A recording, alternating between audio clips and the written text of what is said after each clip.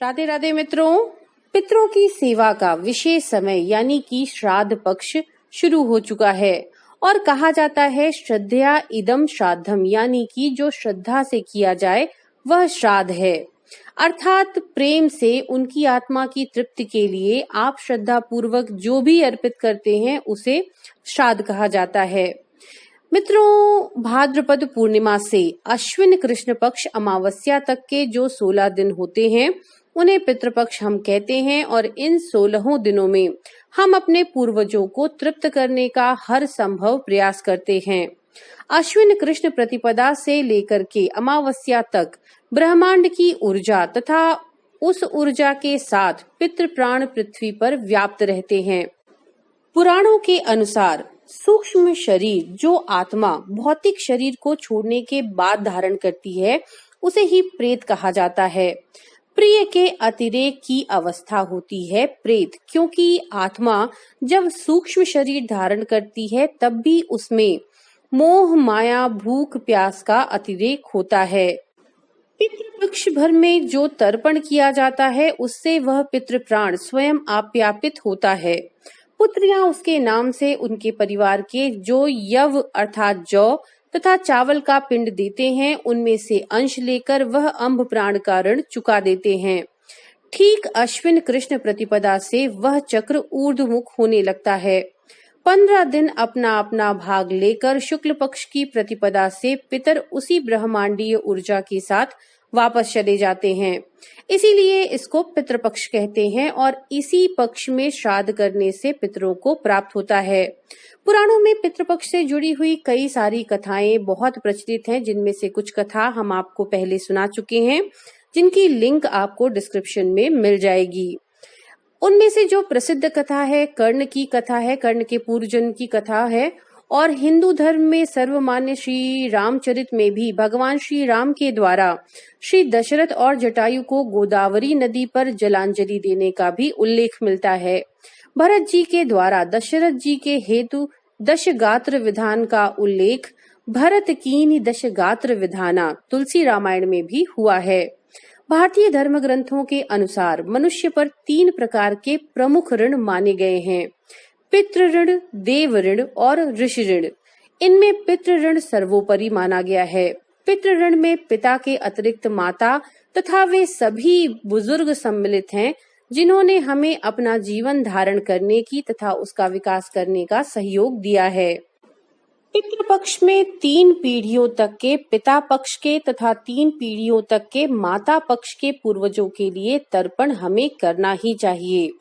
मित्रों, यदि आपके जीवन में पितृ दोष है, पितरों का तर्पण करने के पश्चात भी, विधि पूर्वक श्राद्ध करने के पश्चात भी अगर आपके जीवन में पितृदोष है तो उन परिस्थितियों में आपको किसी सुयोग्य कर्मनिष्ठ विद्वान के द्वारा श्रीमद् भागवत पुराण की कथा अपने घर में करवानी चाहिए। वैसे तो श्रीमद् भागवत पुराण की कथा कोई भी श्रद्धालु पुरुष अपने पितरों की आत्मा की शांति के लिए करवा सकते हैं। इससे बहुत ही विशेष पुण्य फल प्राप्त होता है। आज हम आपके लिए यहाँ पर लेकर आए हैं जानकारी कि कितने प्रकार के श्राद्ध होते हैं। मित्रों, अलग अलग जगह अलग अलग बातें बताई गई हैं इससे जुड़ी हुई। जैसे मत्स्य पुराण में 3 प्रकार के श्राद्ध बताए गए हैं। त्रिविधम श्राद्ध मुच्यते के अनुसार मत्स्य पुराण में 3 प्रकार के जो श्राद्ध बताए गए हैं वो नित्य, नैमित्तिक और काम्य श्राद्ध हैं। यम स्मृति में 5 प्रकार के श्राद्धों का वर्णन मिलता है, जिन्हें नित्य, नैमित्तिक, काम्य, वृद्धि और पार्वण के नाम से जाना जाता है। निर्णय सिंधु में 12 प्रकार के श्राद्धों का उल्लेख मिलता है। तो चलिए अब देखते हैं कितने प्रकार के श्राद्ध कौन कौन से होते हैं। पहला है नित्य श्राद्ध। मित्रों, प्रतिदिन जो श्राद्ध किया जाए उसे कहा जाता है नित्य श्राद्ध।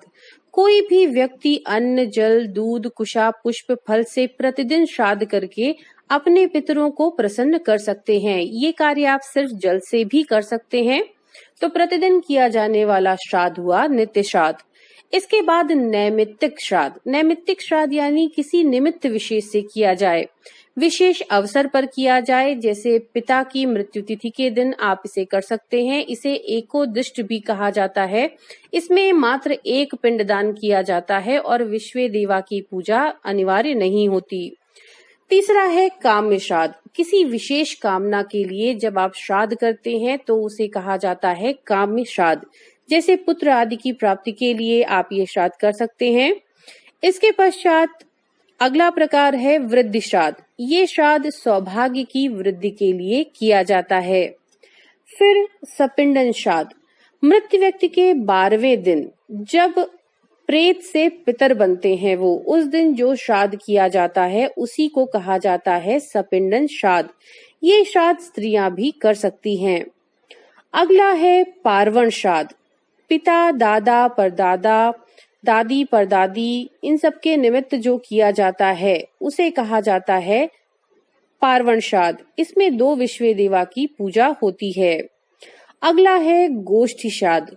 ये श्राद्ध तब किया जाता है जब परिवार के सभी लोग एकत्र होते हैं, तो परिवार के साथ इस श्राद्ध को आप करते हैं। अगला है कर्मांग श्राद्ध।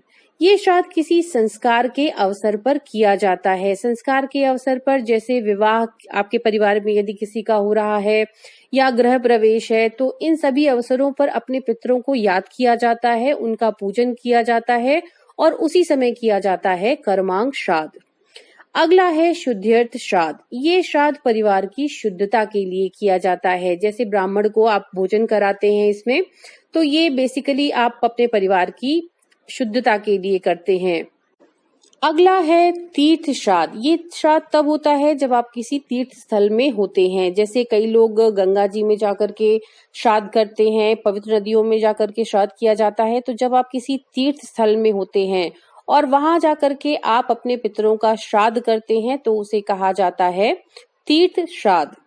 इसके पश्चात अगला होता है यात्रार्थ श्राद्ध। ये श्राद्ध यात्रा की सफलता के लिए किया जाता है। अगला है पुष्ट्यर्थ श्राद्ध। ये श्राद्ध जो होता है वो शरीर के स्वास्थ्य, सुख, समृद्धि के लिए किया जाता है। त्रयोदशी, मघा नक्षत्र, वर्षा ऋतु और अश्विन मास का कृष्ण पक्ष इस श्राद्ध के लिए सबसे अच्छा माना जाता है। तो मित्रों, ये हैं वे 12 प्रकार के श्राद्ध जिनका वर्णन निर्णय सिंधु में मिलता है। इसके अतिरिक्त श्राद्ध से संबंधित हुई कुछ विशेष चीजों का आप जरूर ध्यान रखिएगा। जैसे जिन व्यक्तियों की सामान्य या स्वाभाविक मृत्यु चतुर्दशी को हुई है तो उनका श्राद्ध चतुर्दशी को बिल्कुल नहीं करना चाहिए, बल्कि पितृपक्ष की त्रयोदशी या अमावस्या के दिन उनका श्राद्ध करना चाहिए।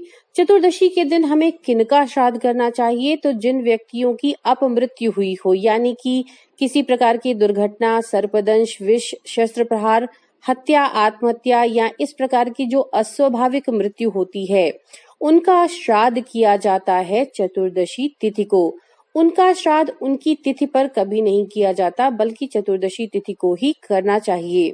इसीलिए जिनकी स्वाभाविक मृत्यु चतुर्दशी को हुई है तो वो हम चतुर्दशी को नहीं करते। इसके अतिरिक्त सौभाग्यवती स्त्रियों की, अर्थात जिनके पति जीवित रहते हुए जिनकी मृत्यु हो गई है, ऐसी सुहागिन स्त्रियों का श्राद्ध पितृपक्ष की 9वीं तिथि को ही करना चाहिए, चाहे उनकी मृत्यु किसी भी तिथि को हुई हो। सन्यासियों का श्राद्ध पितृपक्ष की द्वादशी को ही करना चाहिए और नाना नानी का श्राद्ध भी केवल अश्विन शुक्ल प्रतिपदा को करना चाहिए, चाहे उनकी मृत्यु किसी भी तिथि में हुई हो। तो मित्रों, इन चीजों का जरूर ध्यान रखिए। हम आशा करते हैं ये जानकारियां आपके लिए उपयोगी होंगी।